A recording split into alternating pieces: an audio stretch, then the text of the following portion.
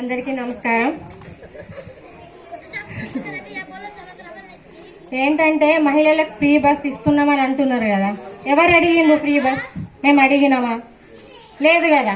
ఎవరు వెళ్తున్నారు రెగ్యులర్ గా? స్కూల్లో జాబ్ చేసే వాళ్ళు, ఆఫీస్ లో జాబ్ చేసే వాళ్ళు, వాళ్ళకి యూజ్ అవుతుంది కానీ వేరే వాళ్ళకి ఏం యూజ్ అవ్వట్లేదు. మేము అడగలేదు కదా. అదే మాకేం పని ఉంటుంది? ఇప్పుడు హౌస్ వైఫ్ లకు ఏం పని ఉంటుంది? ఇప్పుడు ఈ ఫ్రీ బస్ పథకం పెట్టడం వల్ల యాక్సిడెంట్లు ఎక్కువైతున్నాయి, బస్సులే బోల్త పడుతున్నాయి.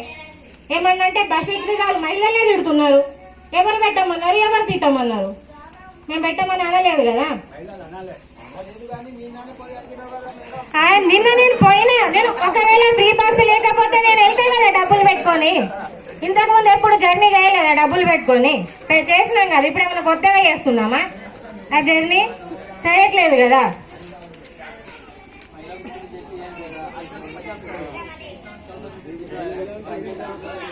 మళ్ళీ ఏంటంటే ఇల్లు ఉన్న వాళ్ళకే ఇల్లు ఇస్తున్నారు. అది కాకుండా ఎవరికైతే ఓన్ హౌస్ లేదో వాళ్ళకి ఇల్లు ఇవ్వడానికి ట్రై చేయండి సార్ ప్లీజ్. ఇలా ఉన్న వాళ్ళకి డబల్ ఇల్లు రావడం బాగాలేదు. ఎందుకంటే ఊర్లలో అసలు ఇల్లు లేని వాళ్ళు ఎంతమంది ఉన్నారు, రెంట్కుండి బతుకుతున్నారు. ఇట్లాంటి పథకాలు పెట్టి ఏం లాభం? అవును కదా.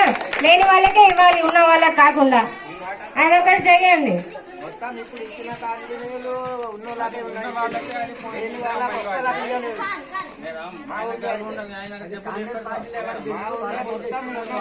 మళ్ళీ ఇంకొకటి అంటే కాంగ్రెస్ పార్టీ అంటున్నారు, లేకుంటే టిఆర్ఎస్ అంటున్నారు. అట్లా కాకుండా, పార్టీ కాకుండా ఎవరికైతే పార్టీతో సంబంధం ఉండదో వాళ్ళకు మాత్రమే ఇవ్వండి చాలు, అంతే. థ్యాంక్ యూ అందరు.